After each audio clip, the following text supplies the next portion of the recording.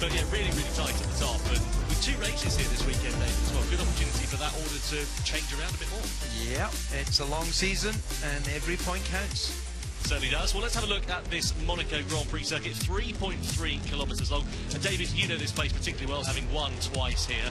Talk us through this track. What are the intricacies of Monaco? Well, I always feel it's a track where you need a very strong front end, and you definitely need to build that confidence to run it close to the barriers, which attack mode there puts you right round the outside of Casino Square and into a fairly tricky drop down into Mirabeau. Chicane, very important place for, as we see here, a bit of overtaking, and also just generally gaining lap time is one place where you can really explode the braking. Once you go through somewhere like Tabac, you've got to kiss the barrier on the inside before jumping over the curbs at the swimming pool, and then by the time you get in round towards Rascasse, most of the work is done, but there's still a lot of lap time there in those final 2 corners. Certainly is. This was Mitch Evans' leading home teammate Nick Cassidy last year. Jaguar 1-2, the first time ever we've had a 1-2 finish for a team in Monaco for Formula E history. So let's see whether they're able to repeat that feat here this weekend. Given where they were in free practice 1, you would say that looks like a bit of a difficult challenge. Mitch Evans concluding the session in 17th place. Nick Cassidy, his teammate, down in 22nd and last following powertrain issues. See, the track temperature's got up a few degrees from where we were for FP1. Air temperature slowly beginning to climb here. What a place for a race, Katie. It's brilliant, isn't it? It's beautiful. Do you know, it's my first time at any kind of race here in terms of motorsport in Monaco, and I am so excited. The atmosphere is just incredible. It's as all of the drivers are saying on social media this week, this is the one I want to win. So I think the pressure that they put on themselves is double. They all want to be in the marina with the trophy later. Everyone wants to win Monaco, and they've got 2 opportunities to this weekend. So Van Dorn having a conversation with his race engineer there, saying out double prep push, so that means he'll be coming out of the pit lane when the light goes green, doing 2 preparation laps, then doing a push lap and setting a banker lap time. Where we were in terms of free practice 1:27.5, that was about 3 seconds quicker than this time last year. Of course, we've moved on from Gen 3 now to Gen 3 Evo, more power, or 50 kilos of power extra in attack mode, but also 4-wheel drive now for the drivers to contend with, which, as you can tell, makes a big difference in terms of lap time. Green lights is on then, cars filtering out of pit lane and onto the circuit for the 2nd time here today in Monte Carlo, and we wait to see what is going to happen. Home race for the 2 Maseratis here, the MSG team which runs that operation, based just a saunter away from this circuit, and they would love to get a strong result for both Jake Hughes and for Stoffel Van Dorn on the other side of that garage. As we look there at Nick Cassidy, and he's straight out in FP2. That's pretty important, David, given the shortness of running that he had in FP1. Yeah, it was not at all the way he would have wanted to start the weekend, and very short practice session as well. But whatever the issue was, I think it was a battery cooling issue, if I remember the interview that Saunders did. So hopefully they've rectified that, and he can now get on with attacking this racetrack. On the upside, track is a bit cleaner now. You know, it will continue to evolve, but it's not the completely green circuit that all the other drivers were on in the first session. And when we talk about last minute closing of the circuit, it was 5 o'clock this morning that they shut the streets.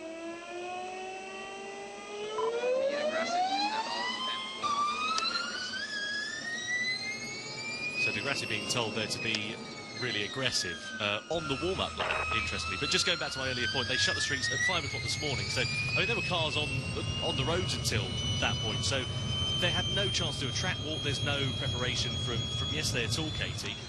Even in terms of the track walk, drivers were doing it with cars and scooters and bicycles and pedestrians all over the place. Well, it's a lot of work for the whole team as well when you look at it like that, to have the practice today rather than yesterday. All the engineers that normally sit there in the evening and really analyse the data and go through everything and come up with strategies, they've obviously massively condensed now. They've got an hour to try and figure everything out, as well as the drivers. So you don't really want to be behind from the beginning here because, you know, time is against you to play catch-up before quali. Time's definitely against the drivers as well. If you end up having a bit of a biff into the barrier, there's not a big turnaround between sessions. FP2 finishes at 20 to 10 local time, so just over, or just under half an hour's time, of course, with the session going. Quali gets underway an hour later than that, so you've got to be very careful to find that balance between extracting the maximum from your car but not ending up at the scenery. There'll always be a feeling when you drive this racetrack that there's a little bit more that you could have done, and I guess the only time you can go well, that was perfection, is if you're sitting on pole position half a second quicker than your teammate. Why is it that? Why is that you feel like you could always give more? The track just continually evolves. I always felt when I raced here that the best condition the track was in was the last lap of the race, and that's 4 days into the event, and lots of other support races that have been there, because this is part of daily life. Buses are on this, trucks are on this. There's a little choo-choo train that takes tourists round as well. So it takes a long time to clean this tarmac up. They do a pretty good job of re-tarmacking certain areas of the track each year. You can tell by the sort of greyness of that area of the track. It hasn't been repaved at all, but yeah, it just keeps evolving. You can see the cracks in the pit lane there. You've got cracks around the racetrack. It holds moisture. It may rubber in. That gives you grip during the course of the weekend. I think it was 22 years ago they installed the pit lane on this side. They also reprofiled the Raskas. It used to be a lot tighter of an entry going into there, a lot straighter now as well. Yeah, the old Raskas entry. This is going to be your first build. The new plan is double build, push, call, push, energy saving in lap. So just going through the run plan there for Nick Cassidy. Carry on then. Yeah, well, that's really just, I guess, reinforcing what they would have discussed beforehand. They haven't just gone out onto track and then decided, oh, we better tell the driver what he's doing. It's, I guess, making sure he doesn't forget, which is probably why we didn't hear Cassidy acknowledge his engineer was talking to him. This is a great shot, actually, from below the nose cone here for Nick Cassidy. It gives you a real idea of the elevation of Monaco, because the trackside cameras, you really don't see just how much it drops off, especially into this Fairmont hairpin. There's a real drop-off down this corner. Yeah, you put a couple of nostrils on the underside of the nose and you know what it feels like to be a moustache. As someone who can't grow a moustache, I'm only envious. Cassidy then out of 48 into the tunnel and accelerating up to probably about 160 or so miles an hour before you hit the braking. There's a big bump on the right-hand side there as well. You see the car getting unsettled. Yeah, really working the wheel as it comes over. It's only a very small rise, but it has the effect of the car being destabilised. We've seen many other formulas where cars suddenly, well, the drivers suddenly lose control there and have reasonable crashes. Well, is there any such thing as an unreasonable crash? They have a crash. Cassidy down into Raskas. He's pushing on pretty immediately here. I mean, he's not going to go to anywhere near what we saw in FP1 times at this stage, but he's certainly not hanging about at this point. And do you think that's a case of, because he lost the time in FP1, that he's just having to get on with it and sort of do what he was supposed to do at the end of that first session? Yeah, but we know how important qualifying is around this racetrack, so everything he's now doing is basically qualifying prep. He's lost the privilege of doing sighter laps, whatever procedural checks the team might want to do in that FP1. This is now prep, his quality prep.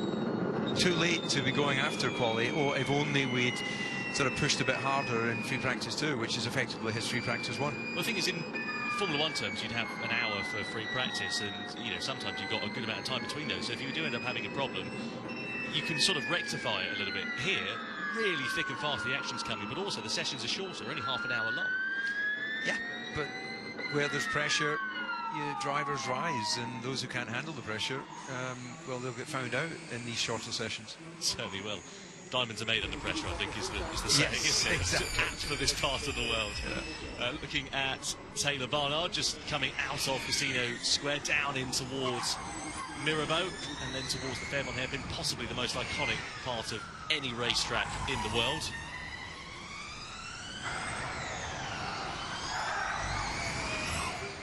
It's the sort of racetrack this, even if you stuck it in the middle of Blackpool or something, you'd still recognise it. It'd still be great, wouldn't it? Yeah, it'd be great for Blackpool. I have been there many times.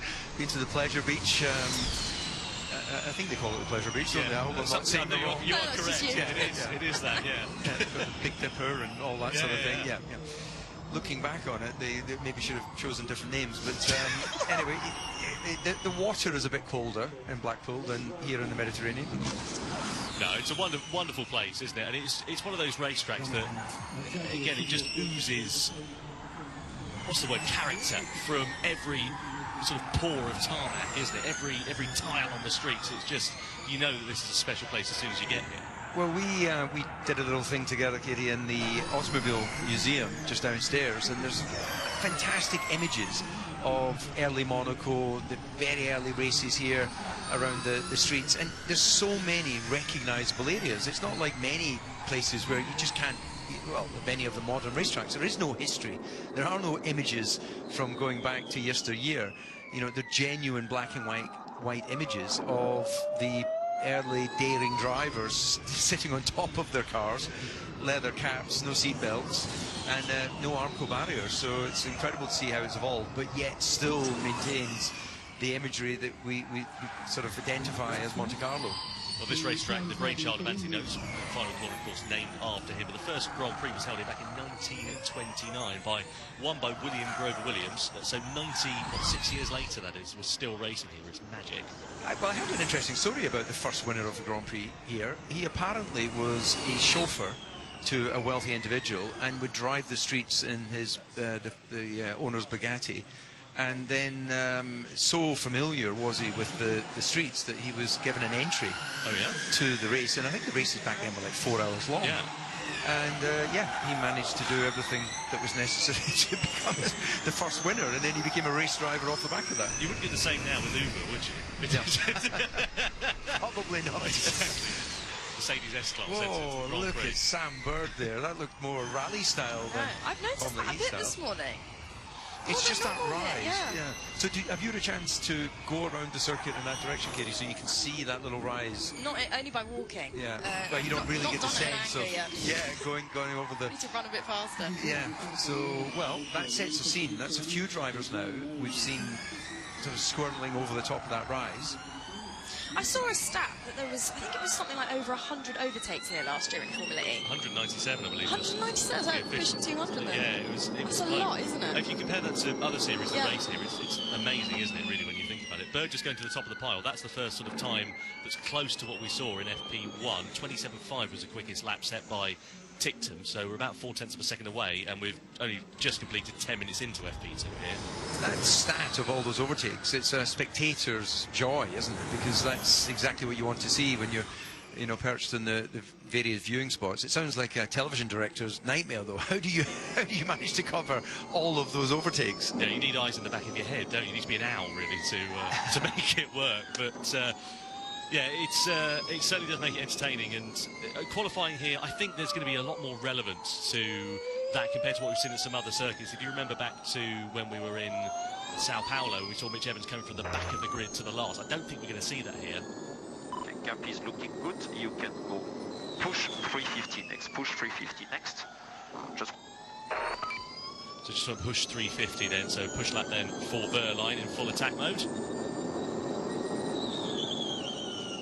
So up in towards Casino Square then, here for Pascal Wehrlein, fighting and soaring away at the wheel. Yeah, if you were doing voiceover, it'd be like, yes, no, yes, no. He's sort of turning in, turning away. But that is the nature of the length of that corner, dropping into a push through Mirabeau, and then the lowest hairpin going a lot deeper than you would like, missing the apex there, slowing the car with the front axle. And then across the first of the two Portier corners, you turn in early. The cone on the top of the Armco barrier helps the drivers sight the apex. You're welcome. The FIA put that there. Really? Yeah, 20 odd years ago. I was saying we can't see the apex. Stick a cone. So there's one there, and there's one at Anthony Notes. The DC influence. Yes, exactly. Indeed. Well, Dan Tictum was quickest in FP1. Currently sits 12th fastest, but the Cooper Heroes looked pretty good in the early stages of the weekend. Let's get down to Saunders, who's in pit lane, catching up with their team principal, Alex Wee. Thanks, Tom. Yeah, great start to the day. Dan Tictum top of the time sheet in FP1, but what's it going to take to do that for the rest of the day? Firstly, qualifying and then the race. So obviously we had a good start in the morning for Dan on top in FP1, but that doesn't mean anything for qualifying the race, and I think everything will improve, but definitely can be a better start. So we try to build on it for FP2, and today race have the pace boost, so got more energy, and qualify will be important. So I think it's important to qualify well.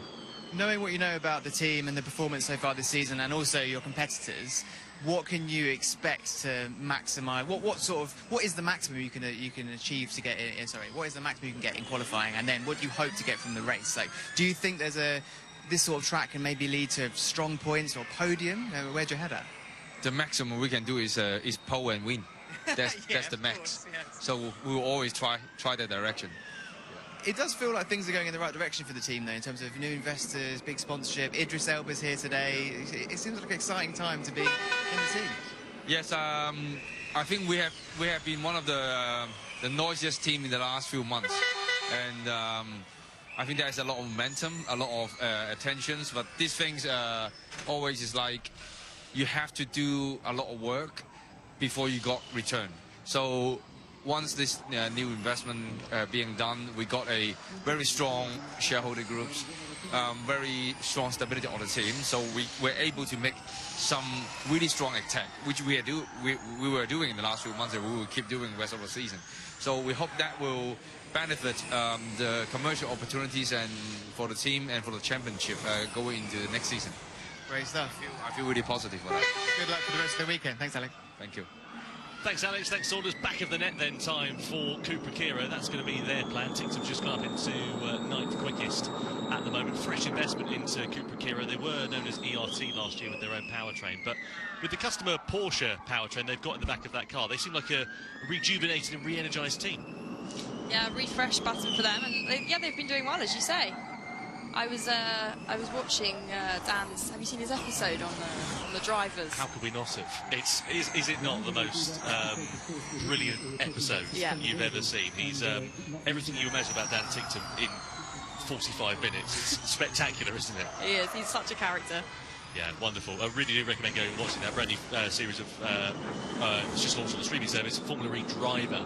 Get yourself on for that. 4 episodes following 4 drivers in Formula E. You've got one on Antonio Felix da Costa, one on Jake Dennis, one on Dan Tictum, and it sort of mixes and merges between those different stories over the course of the episodes. Really brilliant to give you an insight into the drivers and their lifestyles here in Formula E. Here then is Dan Tictum as he ascends up through Beau Rivage into Casino Square. I mean, one that's never bet with his teammates. Yeah, I was going to say, way too wide on that last phase of the entry to Casino Square. So I can only imagine that was opening the steering because he felt he was on the limit of adhesion rather than his desired line. It's a long way for a shortcut. Certainly is.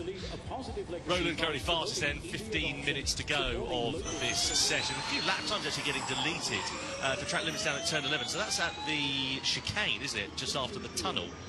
So drivers just maybe getting 2 wheels off of the circuit on the wrong side of it, and this is where the lap times are seemingly getting cancelled. Yeah, I think it must be bailing out actually, because the curve at the apex of the chicane is so high, then you're not going to be getting penalties because you've straddled a little bit too much of it. You will avoid at all costs running over the top of it. You would just go straight, acknowledging the fact that you will get your lap time cancelled. And in the race, you've got to make sure that you do not gain an advantage in any way. Beckman improving in terms of his second times. Where does it put him on the order as he comes across the timing line? It's 7th quickest for the German driver. It's good to see him actually finding his form now in Formula E. This is his first full-time season after deputising for Andre Lotterer in Andretti a couple of years ago. And there were a few whispers going into Miami that his seat wasn't safe. Hadn't had a particularly brilliant start to life as a Formula E driver, but out of nowhere, seemingly, got himself into the duels in Miami. And ever since then, he's looked like a completely new driver, evidence as we see him setting some promising lap times here in FP2 in Monte Carlo. Here's his teammate, Dan Tictum, that we were talking about a few moments ago, out of Casino Square, down towards Mirabeau. Good opening sector. Sorry, Kitty. I was just going to say, there was quite a funny quote. They said to him, how do you describe yourself? And of everything he could have said, he said, like Marmite, probably. Yeah, it's true. It's true. Most people would be fast, aggressive, a winner. He said, Marmite. The one thing we know about Dan Tictum is his life is better than ours. Oh, did he say that? That's what he said as well. I haven't watched it yet. I recommend it. You see down in towards the chicane there, he's on a push lap here, so that's indicated by the pink lights on the rear wing for Tictum. Well, I'd give him an arm wrestle on whether his life is better than mine. I wouldn't try and outdrive him. He's clearly in the prime of his career. I like the confidence though. So Tickton then looking like he's going to go to the top of the pile for a second time here this weekend. Nice and easy out of that final corner. Four-wheel drive traction, of course, underneath him now as well. And he does go to the top of the pile by 0.3 of a second, a 1:26.779. I was down talking to Sam Smith in pit lane, actually, at the end of this session, journalist from the race. And I was wondering what he was making of the times, and he said 26 for qualifying, and we were already at that for FP2, so there's a good chance we could see a low 26, maybe a driver's creeping into the 125s. Yeah, I think look, certainly evolution, and also you get to a certain point where there's still an element right now of caution. So I personally believe that you would only ever try and drive Monaco in 99%, because 100 leaves you no margin for error. Right now, I think if they're driving 98, that's sufficient to get their eye in, get a feel for where the car is. But I'll defer to Ayrton Senna doing 100%. But in my experience, 99% is enough to win street circuits, whether that's Macau, Monaco, and others. Yeah, that's where he thwacked into the barrier down at Portier, wasn't it, back in '88? Yeah, that was 100.01%. Yeah. Ran out of room. Just on the edge of adhesion there, unfortunately, for him. But looking at Beckman making his way through into Tabac, it's incredible the level of commitment. I don't think the external camera angles do much justice, although that one did. Yeah, he definitely went too deep into Tabac and had to bail out of it. So I'm not sure this end of the lap is as strong as he would like. He hasn't. He's got a personal best in the first sector, second sector, but.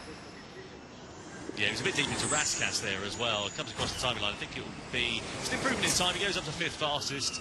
So not bad there for David Beckman, but room for improvement left on the table there for the German driver. Team radio. Let me know your main issue if you can. Honestly, it's just grip. Both axles. I'm just understeering, but also oversteering, so yeah. Well, some people would call that a balance if you've got understeer and oversteer. It's a funny thing for race drivers, isn't it? You never have the perfect car. There's always an issue, because that's what driving to the limit is. But what dictates your joy and happiness is if you're at top of the times, those issues are part of the process. If you're mid-grid or worse than that, it's like, well, they are my limitations. The guy on pole does not have understeer and oversteer. Yeah, it's all about finding the right balance, though, isn't it? And trying to minimise it, I suppose. But yeah, Da Costa down in 17th quickest, nearly 3 seconds off the pace at the moment. I know the gaps are quite spread out at this stage of the session. You should expect them to come down towards the end of FP2 when we get those proper qualifying runs beginning. We're on board here then with Mitch Evans, and he was only 17th fastest in FP1. We ride on board with him making his way through Sandoval. Talk us through this, David and Casey, because this is just an amazing circuit to ride on board with. Yeah, so as you come up over the rise, you don't actually see the corner when you start to brake, so that camera angle's a bit higher.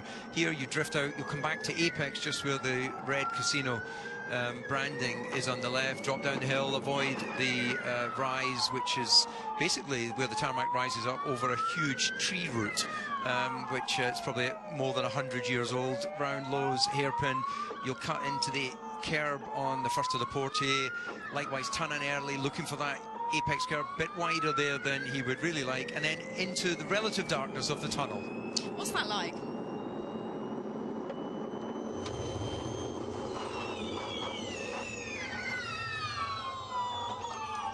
And then rejoining as he accelerates out of the chicane and then up towards Tabac. You turn in and you aim for what you see, because as soon as you arrive at that point, the barrier actually goes away from you. So as long as you aim for the bit of the metal you can see, there is nothing for you to hit. Out over the chicane curves, compromise, not quite straight line braking into Raskas, get the car as straight as possible, look for the cone on top of the barrier, that becomes your apex point, and then you drop down into the acceleration, out onto the start-finish, I'm not straight. Across the line then for Mitch Evans, and he goes second quickest in the Jaguar, 0.3 of a second shy.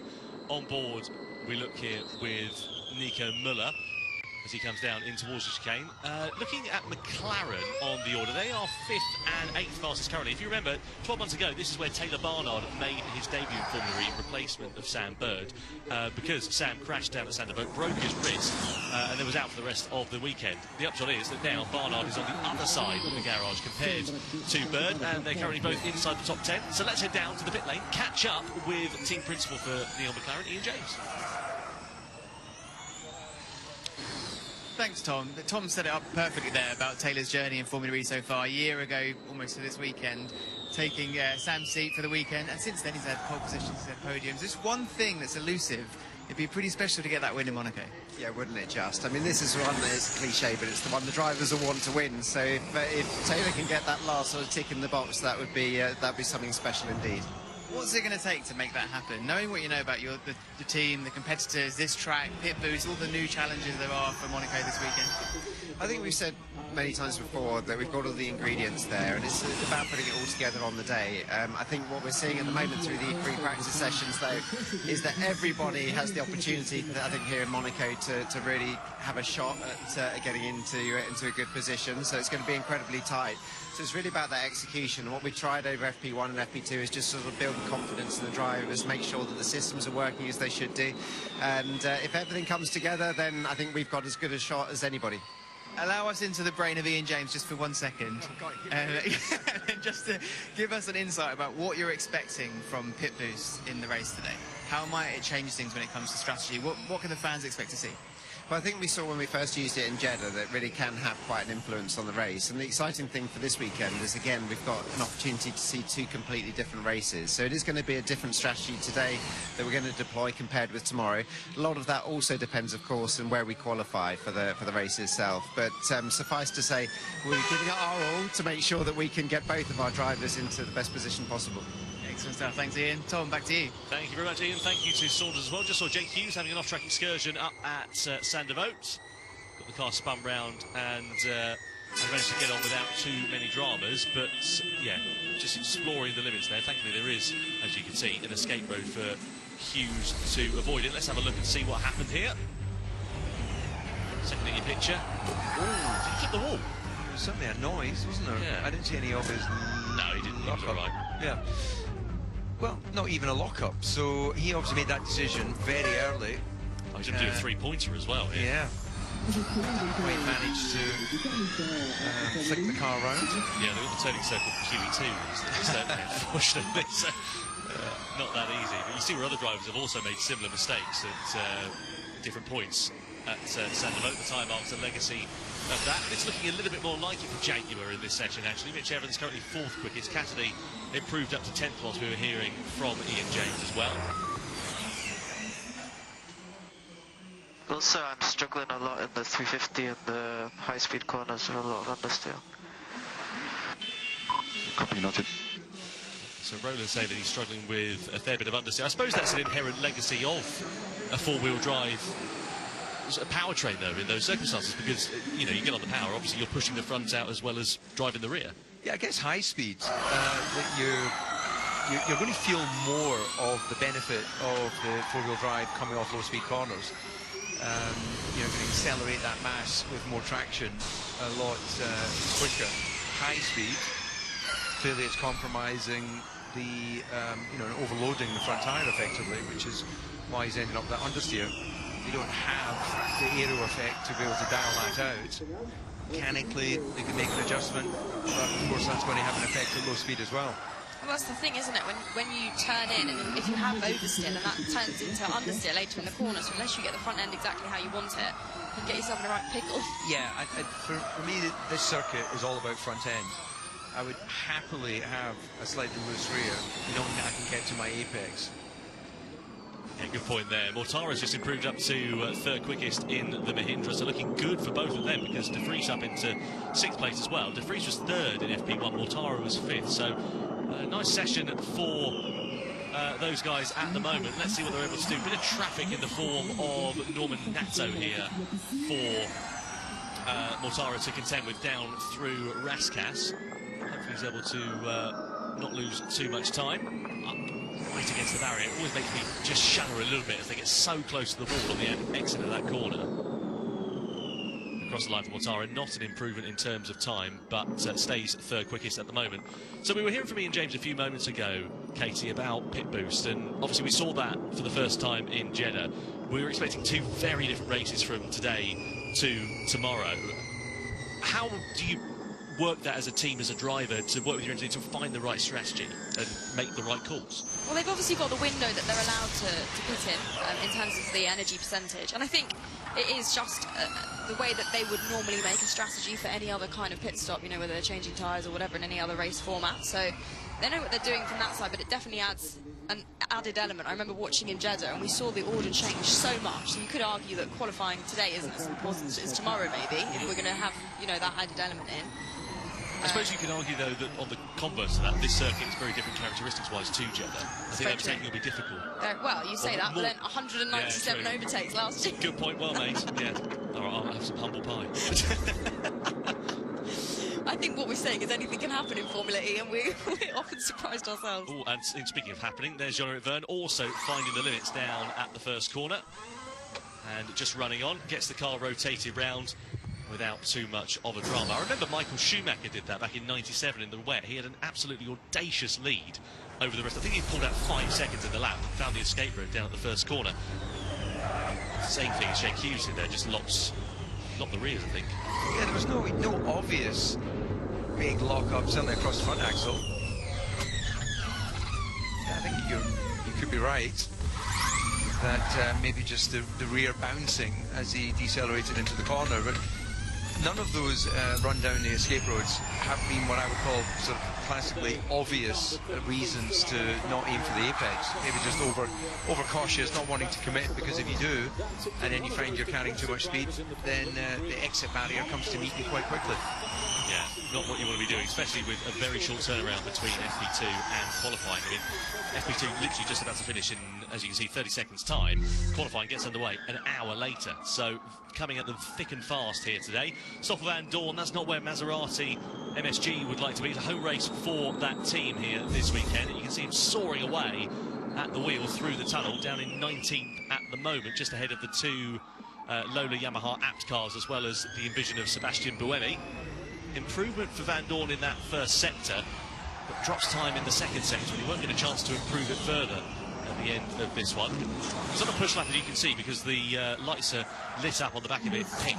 I mean, he's in a full four-wheel drive attack mode sort of lap, but clearly Vandoorne not happy with the balance of that Maserati at the moment. See the track performance there as well, and De Vries actually looking pretty handy in one of the sectors as we see Vandoorne coming to the timing line. Does he improve? He does, but only by 1 place. 18th fastest for the Season 8 World Champion. Norman Nato as well, pole a fortnight ago in Miami, and only 19th quickest in FP2 at the moment. Very close to the barrier there through Rascasse. He's improving in the first couple of sectors. Will he be able to move up the timing ladder, though, as he comes to the line? I think it's going to be an improvement for Nato. It is, yes, 12th fastest, but still 7/10 of a second away from Dan Ticktum, who again is fastest in the Cupra Kiro. So continuing where he left off. This is promising signs indeed going into qualifying for that outfit.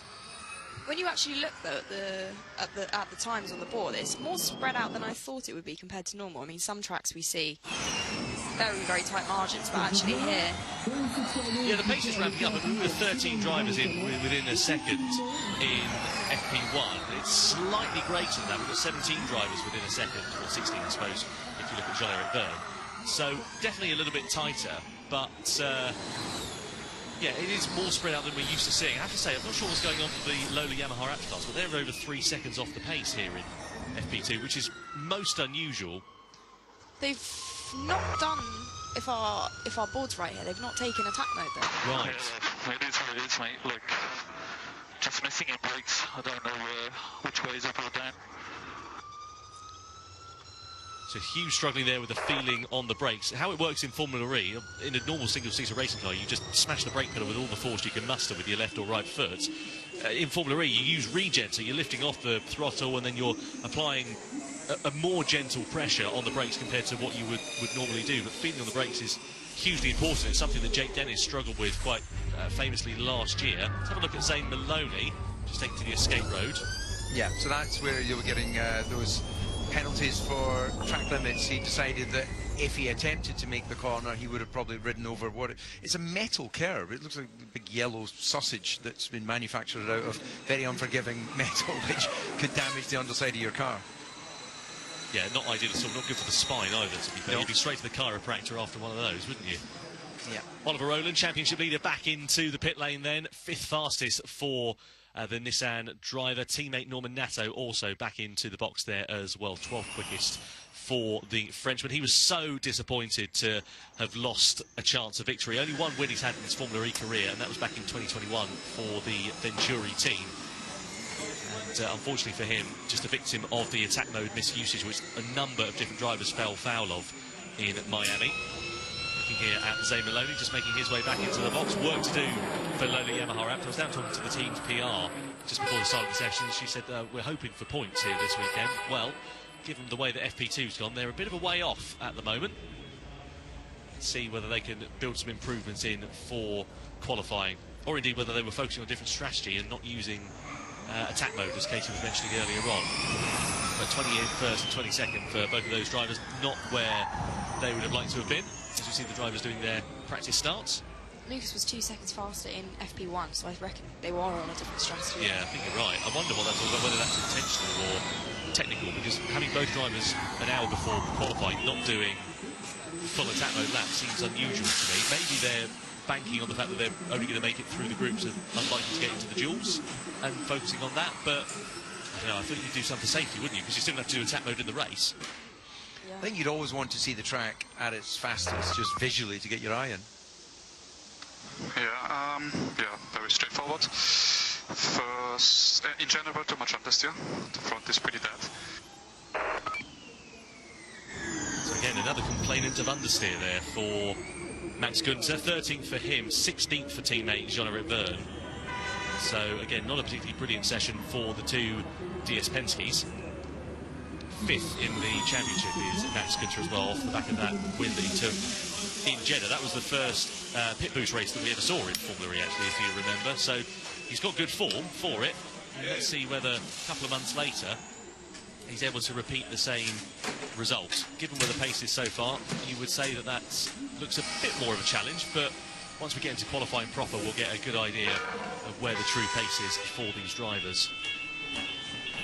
Not a bad session there also for Robin Freight, 8th quickest for the Dutchman as he exits out of the Envision. And Envision need a strong result here this weekend. They've only had 2 points finishes so far in the 2025 season. One in Sao Paulo and one in Miami. And that means that they sit at the bottom of the Team Championship, a couple of points away from the Kukiros at the moment. So weekend where they really need to get some stronger results. They've got all the elements there. They've won the Team Championship, you remember, back in 2023. But ever since then, it has been an uphill task to extract the results out of that outfit. As Verline and his race engineer just avoid getting run over by the Envision in pit lane here. So a really short turnaround between practice and qualifying. What changes do you think they're going to be able to make in a realistic world, Katie, between quali and practice and quali, rather? Well, they've got an hour, so obviously, you know, they've got a bit more time than, well, it's the most time they've had a weekend so far to think about the track and look at some of the data. If it was me, I wouldn't want to change a great amount before I head out onto track for quali, to be honest with you. I think if you've got a little bit of oversteer or a little bit of understeer, and it's drivable and you're there on the times, I wouldn't want to make any drastic changes. Yeah, I suppose if you're turning the car inside out and upside down, then it runs a risk of that car being uncompetitive going into that session and then not having the time to fix that. Free practice 2 concludes then, and again it is Dan Ticktum who makes it 2 from 2 at the top, ahead of Season 10 world champion Jake Dennis. Edo Mortara continuing Mahindra's strong form here in Monte Carlo, ahead of a resurgent Mitch Evans in 4th place. Championship leader Oliver Rowland in 5th, ahead of Nick de Vries inside the top 6. In the second Mahindra, Verline 7th, ahead of Freight, Da Costa, and then Taylor Barnard inside the top 10 for Neon McLaren. He'll be pretty pleased with that, just half a second separating 10 drivers. Jake Hughes is 11th ahead of Norman Nato. Gunther Cassidy in 14th place. Of course, he lost running in FP1. Then it's Beckman, Verne, Nico Muller, Sam Bird down in 18th ahead of Van Dorn, Sebastian Buemi, and then the two Lola Yamaha apt cars of Zane Maloney and Lucas Grassi. Needs to do a bit of investigation as to what's going on for that outfit and work out why they didn't run any full power laps in that session, and where the pace has disappeared to, and whether they'll be able to rectify it for qualifying. But here are some highlights then from free practice 2. Relatively straightforward session for most of the drivers. Pretty incident-free. We saw a few slides and slips as they began to push the envelope towards the end of the session. But as always, it is a joy to watch the racing cars around the streets of Monte Carlo. Threading over the needle there for Taylor Barnard. Verline on the charge there as well in the Tank Boy Porsche. They just get so close to the wall on the exit Anthony knows they're taking it. Brilliant. The rest of the drivers, some getting caught up in a bit of traffic. It's actually down to the chicane where we saw some of the most incidents for some drivers getting lap times cancelled in the session, and also a bit of traffic for others as well. Keep an eye out for that in the group stages of qualifying, especially the 11 drivers per group going into that session. And there's a good possibility of some upsets for some. Top 4 will go through into the duels. There is John O'Byrne in his off-track moment down at Sanderboat. Managed to get it righted and spun round. Thankfully, as we saw, Zane Maloney right towards the end of the session having to bail on what could have been a faster lap for the Barbadian driver. Saw Max Gunther also getting a bit sideways as we get across the tow line at the end of the session. It was Dan Tickton who ended up quickest in free practice 2. So, Cooper Kiro here, Katie, looking pretty handy. Yeah, good day so far for them. Oh man, Webby just, I was in the way, you didn't tell me, but he just hit me like as a punishment. He hit my car as a punishment. So, bit of drama then here at the end of FP2. Buemi and Da Costa making a bit of contact into Raskas. We'll pick the bones out of that one as we head into qualifying, I'm sure, and we'll see whether the stewards give a slap on the wrist to Sebastian Buemi there, but Da Costa not very happy at all. Qualifying on the way in 50 minutes time here in Monte Carlo. The show will continue in Formula E as we get ready to see who lines up where on the grid. Well, not a bad session then. Join us again in 50 minutes for the action. Dan Tickton topping both sessions. What can he do when the session gets underway? Qualifying. Join us then in 50 minutes time here on JB Motorsports and Formula E Zone.